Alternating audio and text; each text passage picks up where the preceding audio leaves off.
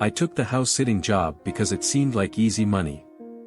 The family was going on a 2-week vacation, and all I had to do was stay at their massive, high-tech house, water a few plants, and make sure their cat, Muffin, didn't get into too much trouble. Honestly, I couldn't believe my luck. The house was enormous, with sleek glass walls, expensive furniture, and a smart home system that controlled everything from the lights to the curtains. It felt more like staying in a futuristic hotel than a house-sitting gig. At first, everything was great. The family had left me detailed instructions, and the smart system made everything ridiculously convenient. If I needed lights, I just had to ask. The security cameras, all connected to a central hub, gave me peace of mind. I could check every corner of the house from my phone. But a few nights in, something weird happened. I was in bed, scrolling through my phone before sleep, when I got a notification, movement detected in the living room. I figured it was Muffin. But when I opened the app to check, the footage didn't show the cat. It showed a shadow, human-shaped, moving across the room. My stomach dropped as I stared at the screen, trying to make sense of what I was seeing. The shadow moved smoothly, purposefully, across the living room, just out of the camera's range. I sat frozen in bed, listening for any sounds in the house. Nothing. Just the faint hum of the smart system in the background. I tried to convince myself it was a glitch, maybe something outside casting a reflection. But it didn't explain the notification, the system only triggered if something moved inside the house. I forced myself to get up and check the living room. The floorboards creaked under my feet as I made my way downstairs, gripping my phone like it was a weapon. The living room was empty. No shadows, no signs of anyone. Muffin was curled up on the couch, blinking at me sleepily. "It's just my imagination," I muttered, but my voice sounded unconvincing even to me. I checked the locks on all the doors and windows, making sure everything was secure, before heading back upstairs. But the uneasy feeling stayed with me, even as I crawled back into bed. That was the first night I didn't sleep. The next day, I tried to brush it off as a glitch in the system. I even called the family to double-check. They assured me the cameras were reliable and suggested it might have been a shadow from outside. I wanted to believe them, but something didn't sit right. That night, the same notification popped up again, movement detected in the living room. My stomach churned as I opened the app. This time, the footage showed more than just a shadow.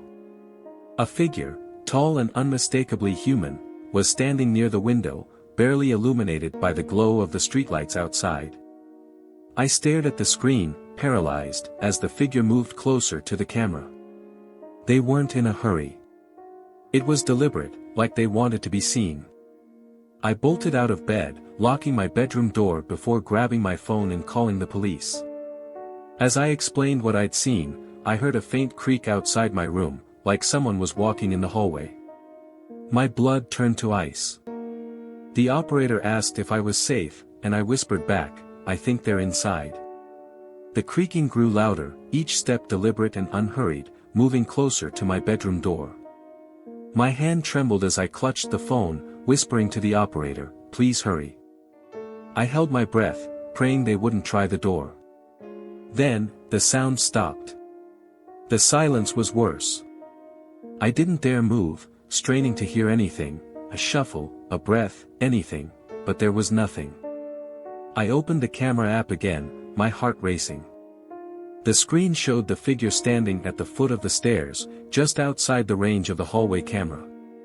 My pulse hammered as I realized they weren't wandering aimlessly, they knew exactly where the cameras were, and they were avoiding them. They've been watching me through the system this whole time. The thought hit me like a punch to the gut. Whoever this was, they weren't just in the house, they were in control. As I stared at the camera feed, it suddenly cut to static. My breath caught in my throat. Whoever was in the house had just disabled the system. The realization sent a surge of adrenaline through me. I couldn't stay in the room, I had to get out. Quietly, I unlocked the bedroom window, hoping the noise wouldn't give me away, and climbed out onto the small ledge that ran along the side of the house. The cold night air hit me like a slap, but I didn't stop. Carefully, I edged along the ledge until I reached the corner, where I could see the driveway below. As I climbed down, I heard movement inside the house again, faster this time, like someone was searching. I dropped to the ground and sprinted toward my car parked at the end of the driveway. My hands shook so badly that it took 3 tries to unlock the door. As I slid into the driver's seat and started the engine, I glanced back at the house. A shadow stood in the front window, watching me. For a split second, I thought I saw a faint red glow, like the recording light of a camera, coming from their head. I didn't wait to find out. I hit the gas and sped down the dark, empty road, my chest heaving with every breath. When the police met me at a nearby station, they searched the house but found no sign of anyone. The security system logs had been wiped, and the family claimed no one else had access to the system. They chalked it up to a break-in or a technical malfunction, but I knew better. I quit the house-sitting job the next day and left town shortly after. Even now, every time I see a security camera, I get a chill, wondering if someone's watching. Because whoever was in that house wasn't just using the cameras to spy on me, they knew exactly how to control the fear.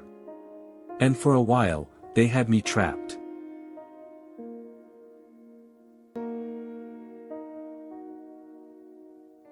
I thought reconnecting with an old classmate would be harmless. It started innocently enough. A friend request popped up from someone I vaguely remembered from high school. Let's call him Greg. We weren't close back then, just casual acquaintances who shared a few classes. He messaged me shortly after I accepted, saying he'd stumbled across my profile and thought it would be nice to catch up. I didn't see any harm in it. We chatted a bit, swapping updates about our lives, and eventually, he suggested meeting for coffee. At first, it was fine. We met at a small cafe near my apartment, and the conversation was light and nostalgic. He brought up some funny memories from high school, like that time a science experiment went wrong in chemistry class, or when our teacher fell asleep during a lecture. I laughed along, feeling a bit nostalgic myself. But then Greg started mentioning things about me, personal things. At first, it was stuff that seemed harmless, like my favorite band from back then or the name of my old dog. But as the conversation went on, the details became unsettling.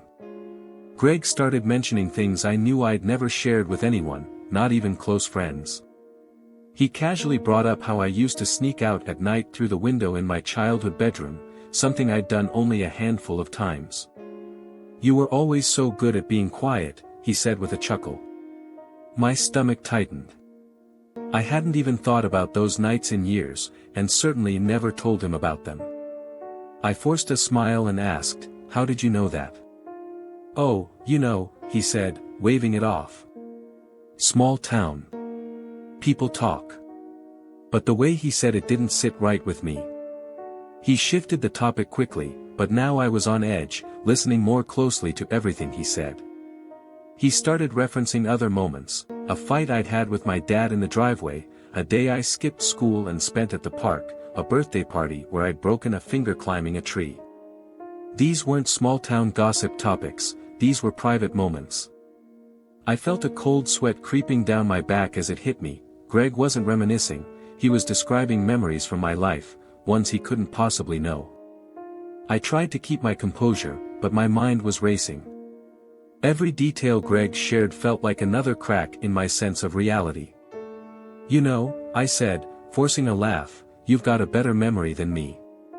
I don't even remember telling anyone about some of this stuff." He smiled, but it didn't reach his eyes. "You didn't," he said simply. His tone was casual, but the words hung in the air like a threat. I stared at him, unsure how to respond. He leaned back in his chair, stirring his coffee as if we were discussing the weather. "It's funny," he continued, "how much you can pick up about someone if you just pay attention. Like that time you fell asleep in your car at the gas station. You looked so peaceful. I almost knocked on the window to say hi, but I didn't want to wake you." My blood ran cold. That happened 2 years ago, in the middle of nowhere, when I was on a road trip. There was no one around. Or at least, I thought there wasn't. I couldn't hide my reaction this time. My hands trembled slightly as I set my coffee cup down. "Greg," I said, my voice strained, "how do you know about that? Were you there?" He shrugged, that unnerving smile still plastered on his face. "I get around," he said vaguely, his eyes locking onto mine. "It's interesting, isn't it? How people assume they're alone when they're not." My heart was pounding now, and I felt trapped. The cafe suddenly seemed smaller, the walls closing in. I glanced around, hoping someone else was paying attention, but the other patrons were too wrapped up in their own conversations. "This isn't funny," I said, trying to keep my voice steady. "If this is some kind of joke, it's not." Greg leaned forward, resting his elbows on the table. "Oh, it's not a joke," he said, his tone soft but chilling. "You'd be amazed at how much I've seen. How much I know." I couldn't take it anymore. My chair scraped against the floor as I stood abruptly, ready to leave. Greg didn't flinch. If anything, he seemed amused. "Leaving already?" he asked, his voice calm, like he was in complete control. "I thought we were just getting started." I ignored him and grabbed my coat, but as I turned to walk away, he said something that stopped me cold. "You should really fix that loose lock on your back door. Someone could just walk right in." I spun around, my heart racing. "What did you say?" I demanded, louder than I intended. A few people in the cafe glanced our way, but Greg stayed calm, still stirring his coffee like nothing was out of the ordinary. "I'm just saying," he replied with a faint smile, "you can never be too careful. Especially with that kind of neighborhood." My mind was spiraling. That lock had been broken for weeks, and I'd only just noticed it recently. No one else knew about it. How could he? My stomach churned as the pieces started to click together. This wasn't just a strange coincidence. He wasn't here by chance. He'd been watching me for a long time. I couldn't stay there a second longer. Every instinct screamed at me to get away. Without saying another word, I turned and walked out of the cafe, my pulse pounding in my ears. I didn't look back, but I could feel Greg's gaze following me as I pushed through the door and into the cold air outside. My hands were shaking as I pulled out my phone and called a friend. "I need you to meet me," I said, trying to keep my voice steady. "Now." I didn't go home that night. Instead, I stayed with my friend, locking every door and window and keeping my phone within reach. But I couldn't relax. Greg's words replayed in my mind, over and over, "You should really fix that loose lock." It wasn't just the lock. He knew too much, about my life, my habits, my past. The more I thought about it, the more I realized how many moments I'd dismissed, the feeling of being watched, the misplaced items, the strange cars parked on my street. The next morning, I went to the police. I showed them Greg's social media profile and told them everything, but there wasn't much they could do. "He hasn't committed a crime," they said, though they promised to look into it. I left feeling helpless, but one thing was certain, I wasn't going to let Greg's games continue. I moved out of my apartment that week, changed my phone number, and deleted every social media account I had. Even now, I can't shake the feeling that he's still out there, watching from somewhere I can't see. I've learned to be more cautious, more aware of the world around me. But sometimes, late at night, when I hear a floorboard creak or a car idling too long outside, I wonder if I've really escaped, or if Greg is just waiting for the right moment to reappear.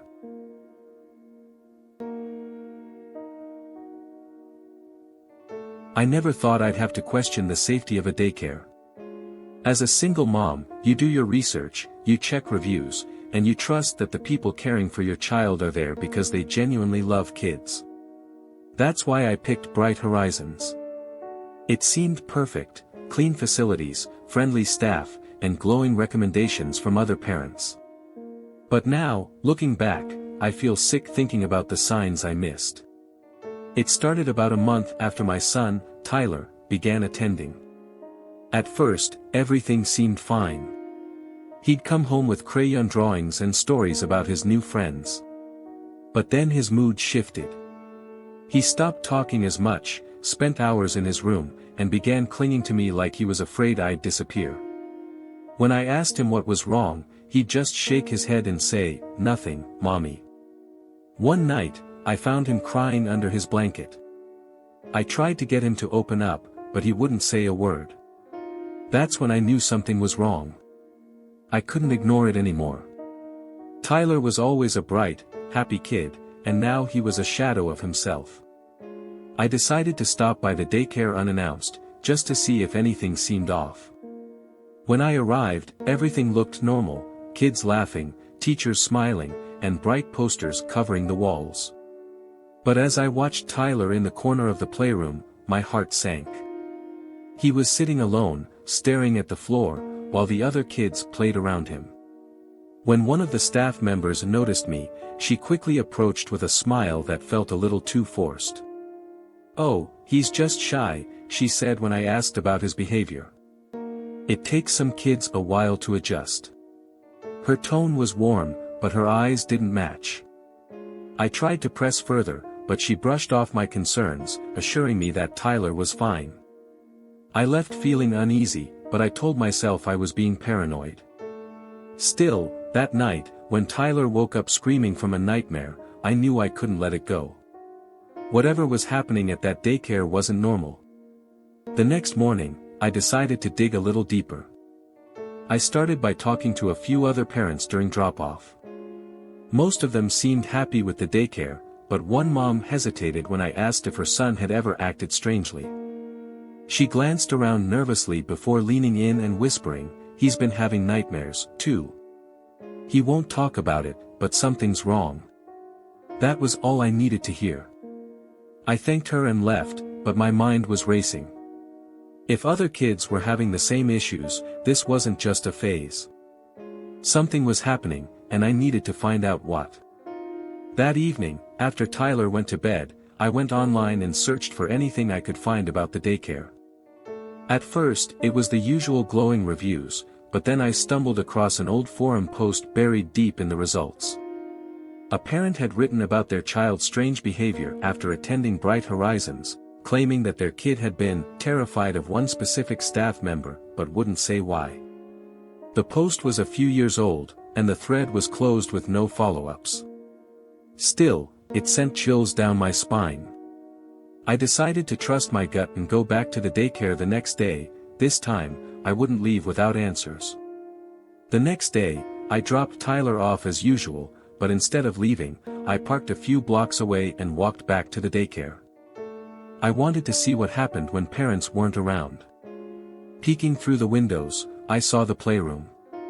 Most of the kids were playing or coloring, but Tyler was off to the side again, sitting on the floor and clutching a toy tightly. What really caught my attention, though, was one of the employees. A man I hadn't seen much during drop-offs was standing near the back, his eyes darting around like he was making sure no one was watching. Every so often, he'd glance toward a door labeled staff only. I waited, watching as he ushered a small group of kids, including Tyler, toward that door. My heart sank. Something about the way he moved, the way he avoided the other staff, felt wrong. I couldn't shake the feeling that whatever was happening in that room was the key to everything. As soon as the door closed, I circled around to the side of the building, searching for a way to see inside. I found a small window, half covered by blinds, and peeked through. What I saw made my blood run cold. Through the gap in the blinds, I could see a small, dimly lit room. Tyler and 3 other kids were sitting on the floor, their backs to me. The man from earlier was standing in front of them, holding what looked like a tablet. He was speaking in a low voice, but I couldn't make out what he was saying. The kids were completely silent, their bodies stiff, like they were afraid to move. Then, he reached down and took Tyler's toy from his hands. Tyler flinched, but he didn't cry or protest. Instead, he just sat there, staring at the floor. I pulled out my phone and started recording. My hands were shaking, but I managed to capture the man pacing back and forth, speaking to the kids. At one point, he crouched down in front of Tyler, grabbing his chin to force him to look up. I clenched my fists, wanting to storm in and stop him, but I knew I needed more evidence. Just then, the man turned toward the door, as if he'd heard something. I ducked down, my heart racing. After a few moments, I heard the faint click of the door unlocking. I crouched below the window, holding my breath as the door opened. Footsteps echoed inside the room, followed by muffled voices. I couldn't make out the words, but the tone was sharp, like an argument. Peeking through the blinds, I saw another staff member, a woman I recognized from the front desk, standing in the doorway. She looked angry, her arms crossed tightly, but the man didn't seem fazed. He gestured dismissively at the kids, as if whatever was happening in that room wasn't a big deal. My stomach churned as I realized she wasn't there to stop him, she was in on it. That was my breaking point. I couldn't stay hidden anymore. I called the police, whispering into the phone as I described everything I'd seen. They told me to stay put and not confront anyone, but I couldn't wait. I ran back to the front of the building, barging through the door and demanding to see Tyler. The receptionist tried to stall me, but I didn't care. I pushed past her, shouting for my son. The commotion must have startled the man in the back room because moments later, he appeared, holding Tyler by the arm. His face twisted into a fake smile. "Is there a problem?" he asked, his voice calm but dripping with condescension. "Let him go," I said, my voice shaking. I stepped forward, ready to grab Tyler, but before I could, the sound of sirens cut through the air. The police burst in seconds later, and everything happened so fast, officers yelling, the man and woman being restrained, and finally, Tyler running into my arms. Later that night, after we were safe at home, I learned the truth. The daycare was part of a larger operation exploiting children, and Tyler was one of many kids who had been targeted. My recording, combined with the police raid, exposed everything. It was horrifying, but at least the nightmare was over. I moved Tyler to a new school in a different town, far from the shadow of that place. He's slowly regaining his confidence, but I still catch him waking up from nightmares sometimes. And me? I'm hypervigilant now. I'll never stop fighting to protect him, but the thought of how close I came to losing him will haunt me forever.